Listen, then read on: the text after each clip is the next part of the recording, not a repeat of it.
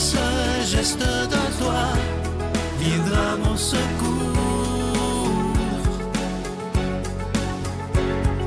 Viens semer dans mon âme le grain de l'amour. Je traverse un désert et je meurs de soif. Montre-moi le mystère qui garde la foi. Bon lundi, bienvenue à votre émission La Victoire de l'amour. J'espère que vous allez bien en cette veille de la Saint-Valentin. Aujourd'hui, c'est évidemment, je vous en parle à chaque année parce que pour moi, c'est comme un baume sur mon cœur. C'est comme si ça me fait du bien de... Imaginez, là, cette semaine, ça fait 28 ans que La Victoire de l'amour existe. Il y a 28 ans, cette semaine, j'étais chez les moines à Saint-Benoît-du-Lac, où ma vie, pour ceux qui écoutent peut-être pour la première fois, où ma vie allait vraiment pas bien. Je me suis en allé chez les moines, même si je voulais pas y aller, j'avais pas la foi à ce moment-là. En tout cas, c'est toute une histoire. Et je veux prendre le temps aujourd'hui d'être dans la gratitude, parce que je me souviens très bien à Saint-Benoît-du-Lac, après avoir rencontré un moine qui m'a juste écouté finalement, avec son grand sourire, il est décédé maintenant. Et quand il m'a envoyé à la chapelle, non pas pour que j'aille prier, parce qu'il savait comment me parler. Et je suis allé à la chapelle, et ça, je peux pas oublier ces moments-là. Lorsque je me suis mis à pleurer, mais comme un enfant, j'ai pleuré, comme on dit, j'ai broyé ma vie. Et j'ai pas eu de vision, j'ai pas eu d'apparition, j'ai rien eu de ça. Mais, là, je me souviens, une fois, tu sais, qu'on a beaucoup pleuré, je me souviens d'avoir dit à Dieu, parce que moi, je voulais mourir, faut pas vous oublier ça, j'étais très suicidaire, moi, à l'époque. Ce qui n'est plus le cas maintenant, mais pas pantoute, là, pas du tout. J'adore la vie. Mais je me souviens d'avoir dit à Dieu, si tu me redonnes le goût de la vie, je te promets que je te donne la mienne. Et je me souviens d'avoir ajouté, parce que ça, c'est mon caractère, mais fais ça vite. Et, parce que Dieu me connaît de toute façon, hein, moi, il faut que ça soit boum, boum, boum. Je me connais. Et tout a déboulé d'une façon extraordinaire. Quand je suis sorti du monastère, tout est allé très, très rapidement. Et je ne reviens pas moi-même, là. Et tout s'est placé pour que cette œuvre-là puisse se bâtir, se construire. Il y a des gens dans le début qui nous ont traités de secte, que ça ne durerait pas. Même l'Église officielle, au début, était pas tellement pour. Hein? Mais avec le temps, après 28 ans, on dit qu'on juge un arbre à ses fruits, mais là, je pense qu'après 28 ans, ça commence à faire pas mal de temps. Et ce que je trouve beau, c'est qu'avec le temps, les gens ont arrêté de dire « bon, c'est une secte, c'est ci, c'est ça », et se sont aperçus qu'on était des gens très... que pour nous, c'était très important d'annoncer cette parole de Dieu. Et ça, c'est extrêmement important. Et vous voyez qu'au travers des années, à travers les 28 dernières années, il y a eu beaucoup de changements. L'équipe s'est renouvelée et elle continuera de se renouveler. C'est ce qui fait le succès de la Victoire de l'amour. Et moi, j'essaie, avec le talent que le Seigneur m'a prêté, d'être un peu, comment je vous dirais ça, d'être un peu le chef d'orchestre de tout ça, et de me laisser inspirer par le Seigneur en disant, bon, là, il faut faire un changement là, il faut faire un changement là, il faut faire telle chose, bon, etc. Et j'essaie d'être à l'écoute de la volonté de Dieu pour la victoire de l'amour. Et moi, je veux, comme je vous disais tantôt, je suis dans la gratitude parce que 28 ans, c'est pas rien. Et j'espère être là, être en santé pour fêter les 50 ans de la victoire de l'amour. Ça, c'est le rêve de ma vie. On va commencer par fêter le 30e, qui s'en vient dans 2 ans, ça va aller vite. Et je dois vous dire qu'on va préparer une très grande fête pour le 30e anniversaire, parce que ça se prépare quand même 2 ans d'avance. Hein? Mais je demande au Seigneur, devant vous aujourd'hui, si c'est sa volonté, que je puisse aussi célébrer et savourer les 50 ans de la victoire de l'amour. Merci d'être dans ma vie. Notre Père qui es aux cieux, que ton nom soit sanctifié, que ton règne vienne, que ta volonté soit faite sur la terre comme au ciel. Donne-nous aujourd'hui notre pain de ce jour. Pardonne-nous nos offenses, comme nous pardonnons aussi à ceux qui nous ont offensés. Et ne nous laisse pas entrer en tentation, mais délivre-nous du mal, car c'est à toi qu'appartiennent le règne, la puissance et la gloire pour les siècles des siècles. Amen. La Victoire de l'amour vous invite à sa retraite spirituelle les 5, 6 et 7 mai 2023 sous le thème « Grâce à lui, je suis enfin heureux » en compagnie du Père Stéphane Roy, Père Gauthier, Victor, William Baudouin, Miguel, Sylvain et comme invité spécial, Christine Michaud à l'Hôtel et Suites Le Dauphin de Drummondville. Réservé au 514-523-4433 ou sans frais au 1-888-811-92-91. Voir le beau, apprécier le bon et faire le bien.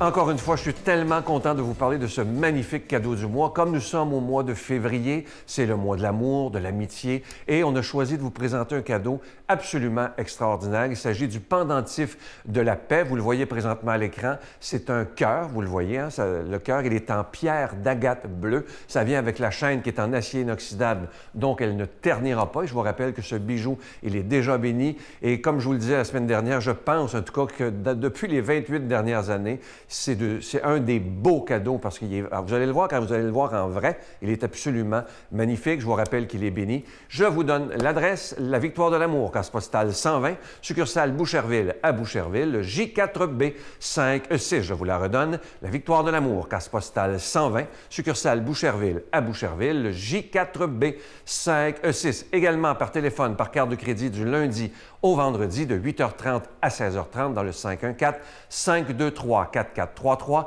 523-4433 ou sans frais le 1-888-811-9291, 1-888-811-9291 et aussi sur notre site Internet. Vous savez que c'est une façon très sécuritaire, rapide et efficace de faire votre don. C'est le www.lavictoiredelamour.org. Alors, je vous rappelle ce magnifique cadeau du mois, une belle exclusivité de la Victoire de l'amour. Il s'agit du pendentif de la paix.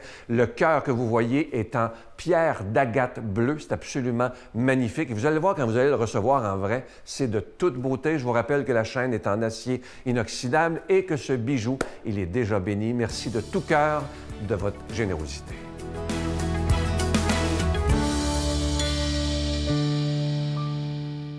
Mon Dieu, donnez-moi la sérénité d'accepter les choses que je ne peux changer, le courage de changer les choses que je peux et la sagesse d'en connaître la différence. Amen. Aujourd'hui, la parole de Dieu est proclamée par notre ami, l'abbé David Vincent.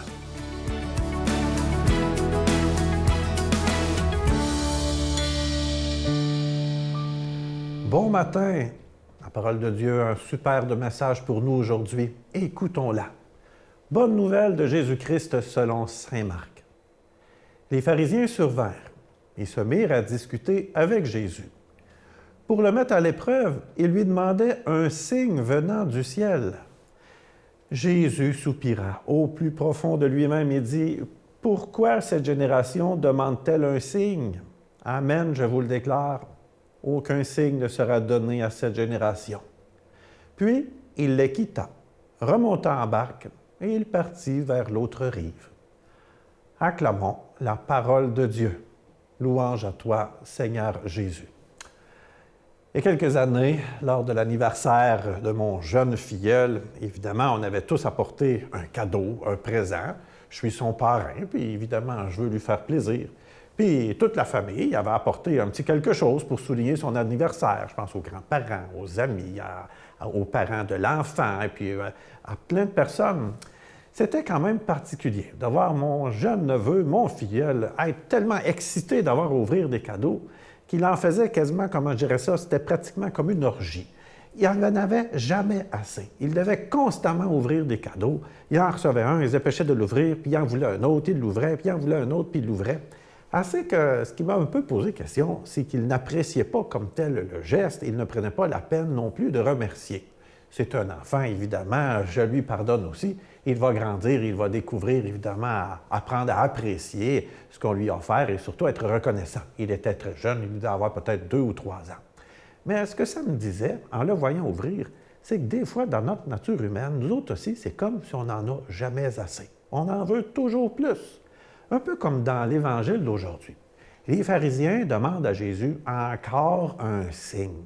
Jésus dit des choses extraordinaires. Il a déjà accompli des miracles. Il vient réaliser tout ce que les prophètes, dans le fond, tout ce qui a été dit à son sujet. c'est pas assez encore pour les pharisiens. Ils en veulent plus pour être sûrs. Et c'est là que Jésus va soupirer d'une manière un peu pour comme manifester qu'il est exaspéré. Ils ont tout, dans le fond, pour croire en lui. Pourquoi n'en donner plus? Même Jésus, j'oserais dire, aurait beau revenir aujourd'hui, je me demande encore si on ne serait pas encore assez assuré qu'on aurait besoin de davantage de signes pour croire en lui.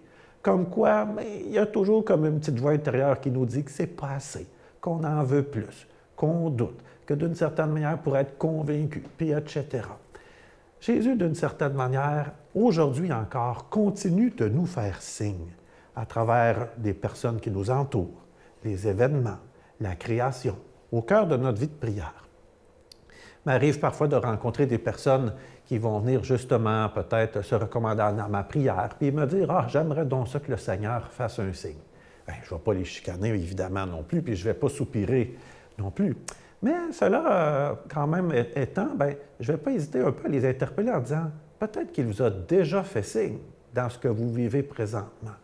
Peut-être qu'il s'agit de regarder dans ma vie actuelle, dans ce que peut-être il m'est donné de rencontrer. Bien, peut-être à travers tout ce que je vis, le Seigneur m'a déjà fait des signes. Est-ce que je suis capable de les voir, de les découvrir, de les discerner, de les interpréter, plutôt que de demander toujours un nouveau?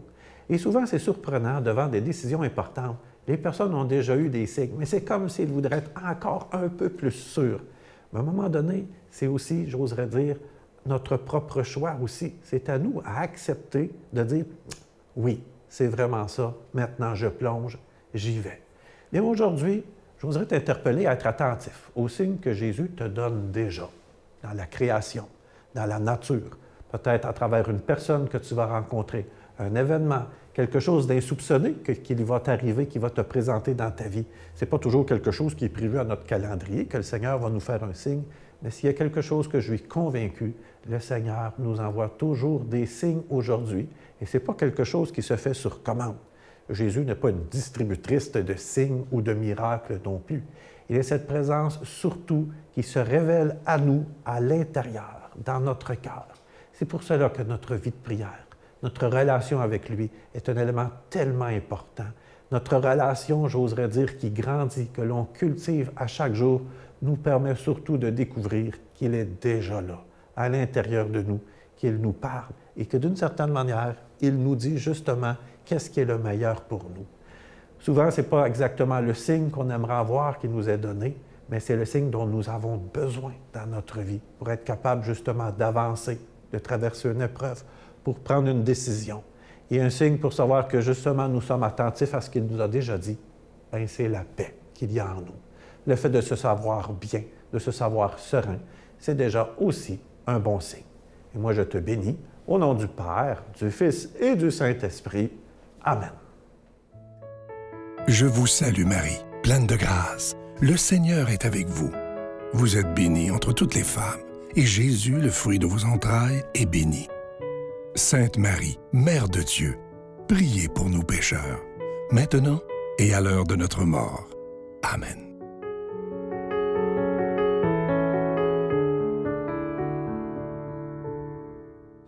Je vous rappelle, évidemment, on sait que demain, c'est la Saint-Valentin.